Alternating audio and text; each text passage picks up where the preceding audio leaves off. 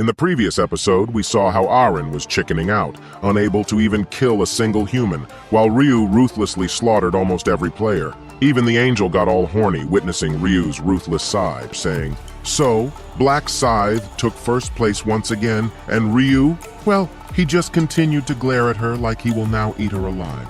Hearing this, everyone started to whisper, saying, "How in the God's name did Black Scythe kill 700 people? Did he kill 70% of them alone? Is he a demon?" The angel got excited and started clapping her ass. And started clapping her hands happily, saying, "Whoa, she can't believe Black Scythe smashed a whopping 722 people all alone. He is really amazing, and for that, he deserves a reward." Then the system congratulated Ryu on coming first rank in his zone and first rank worldwide. For that, he received a rare armor selection coupon and a special reward selection coupon. Ryu was glaring at it with a serious face, thinking he indeed needed good armor, and this coupon came at the right time, or he'd have to waste his gold coins. He used the intermediate armor selection coupon and selected the assassination suite. Wearing this, his defense, agility, attack speed, and speed would increase drastically. Next, he opened the special reward box, and as always, there were three options: 5,000 gold, info on the next round, and a 50% stats buff for the next round. Ryu explained that round 5 had a great sub-quest reward, but it was on the difficult side, and considering all the monsters he would kill, he chose the 50% stats buff. After that, the angel, with an excited tone, said, "Did everyone check their ranks? Just as a reminder, anyone ranked below 512 will be wiped out." Then, with a sinister smile, licking her fingers, she said, "Now shall we start the annihilation, shall we?" And with a flicker, everyone below rank 512 started vanishing. They got panicked, watching themselves disappearing. Their strength started to leave their bodies. Some of them started to pray to God, and some were begging the angel, saying please leave them alive, and they would do anything, even wipe her ass or do anything. They just didn't want to die. But the angel didn't stop. As everyone was disappearing, Yongmin was watching them in panic, thinking if he would also get wiped out, because he had killed his 6 friends over and over again. To his surprise, he didn't disappear. Rin, on the other hand, was just tightly holding her ear, trying not to hear the screams of the people. She was trembling in fear. The bodyguard was just standing like nothing happened, and Ryu, with a silent face, closed his eyes and started praying for the dead and saying he will make sure to make each and every holy being into holy shits, and he will make sure to take revenge. Then Ryu opened his eyes as the system notified that now 90,953,209 people survived in the entire world, and Ryu's zone had 521 survivors. The next round would begin at midnight on May 12, 2023. With that, the round finished, and every survivor got back to their bodies. The scene shifted, and we see the bodyguard running panicked and worried. He opened the door with a bang, shouting Heavenly Demon's name. Heavenly Demon. Well, he was just sleeping on his back, shirtless. Heavenly Demon slightly opened his eyes, holding his hair, and boy, oh boy, he was looking fabulous. Still sleepy, he said, "Didn't I tell you not to wake me up during my beauty sleep?"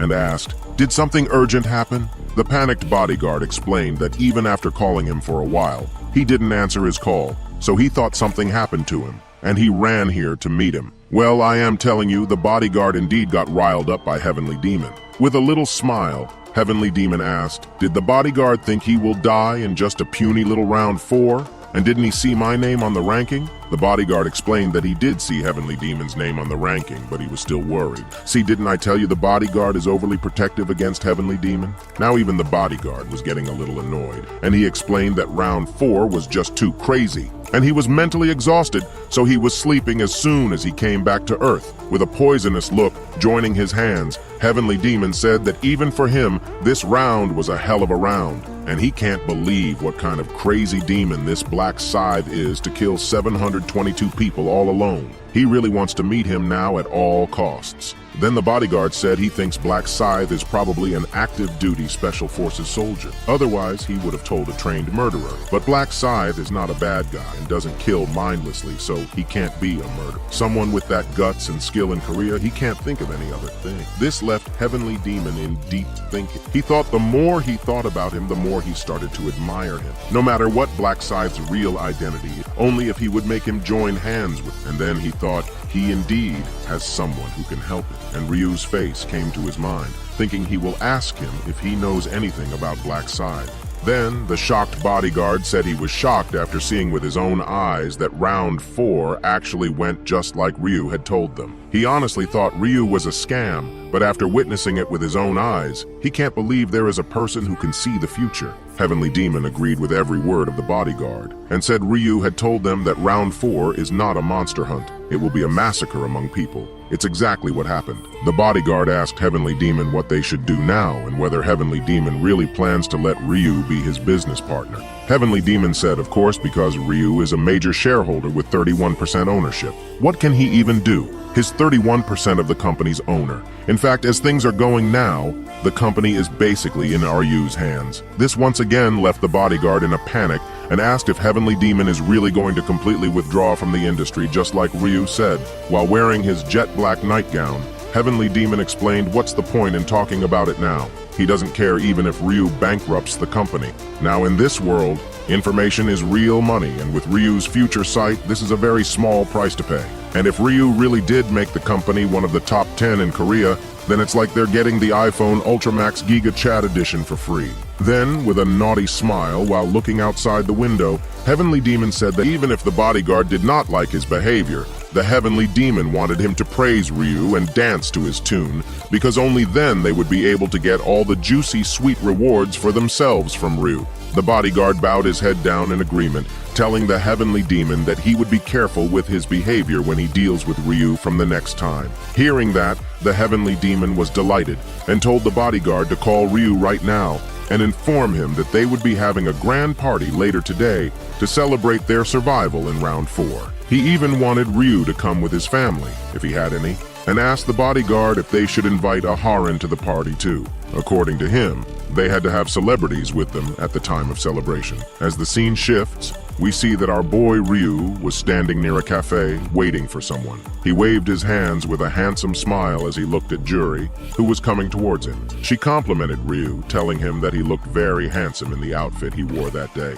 But our boy Ryu knew how to flirt and told her that she was looking way prettier. Juri asked Ryu about his sudden plans for lunch, and he explained that they should celebrate their survival from round 4 with a hearty meal. They walked towards the car, while Juri told Ryu that if that's how this worked, she would take all the advantages of having a rich friend. As the car sped through the streets, Ryu and Juri sat inside with each other. Juri thanked Ryu, telling him that it was only because of him that she was able to get ready for round 4. With a smile on his face, Ryu asked Juri if she ever thought that Ryu was lying. But Juri replied that she never thought about it because she couldn't understand what Ryu would gain from lying to her. Upon hearing this, Ryu thanked Juri for trusting him, but she immediately told Ryu that she should be the one who should be thankful to him, because if Ryu had not told her to kill at least 30 people, she would already be dead by now.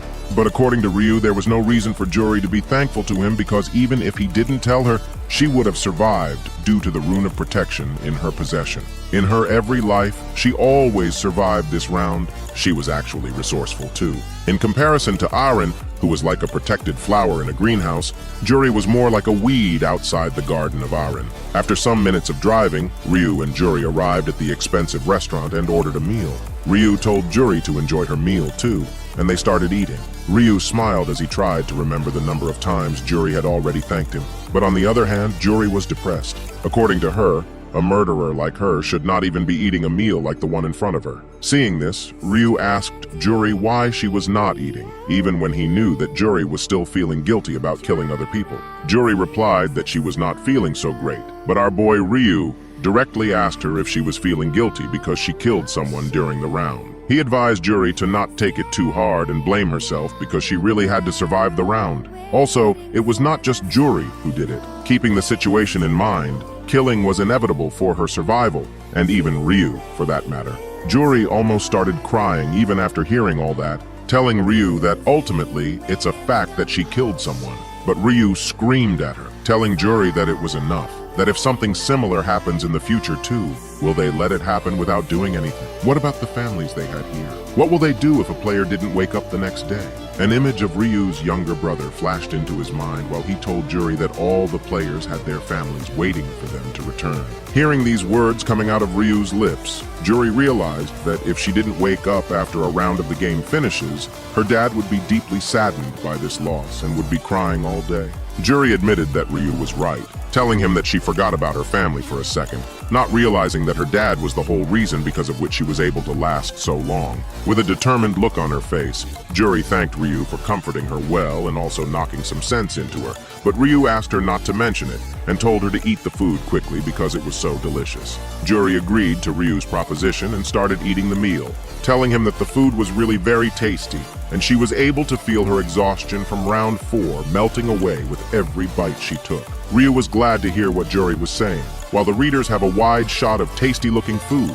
After a while, when they finished their food, Juri thanked Ryu for giving her such a good treat. Ryu pointed Juri out for calling him without his surname for the first time. Hearing that, Juri was surprised and asked him if she can call him that way from now on. If Ryu does not mind, of course. Ryu immediately agreed to this question, guessing that Juri's mood was now all right and she was feeling better. Ryu wanted to come straight to the point and ask her out.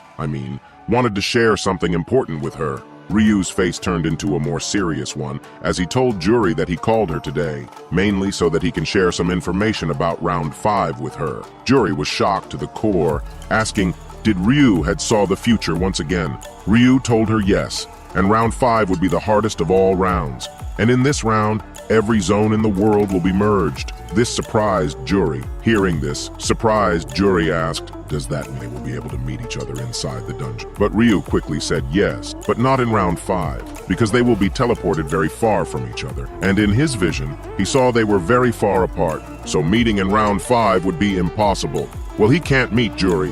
What would he say? Hell, I am Ryu, aka Black Scythe, who just killed 722 people in the previous round. If she found out Ryu is Black Scythe, she might faint in shock. After that, Ryu explained that round 5 is going to be a very tough and dangerous one, and she might not even make it alive from it. But there is only one way to clear this round. Curious, Juri asked, what is it? And Ryu said only one word, Black Scythe. If she wants to survive, she, in all costs, has to find and ask for help from Black Scythe. This shocked Juri to her core, and the episode ends here, covering the latest chapter.